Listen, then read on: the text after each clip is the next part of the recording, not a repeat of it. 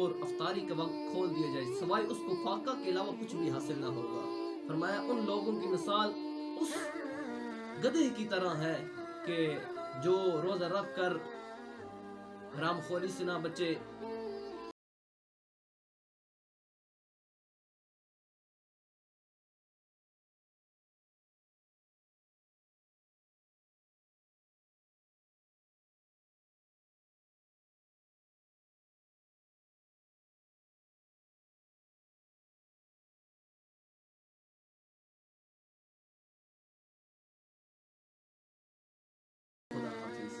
या मुस्तफा या मुजतबा इरहम लना हस्ते हम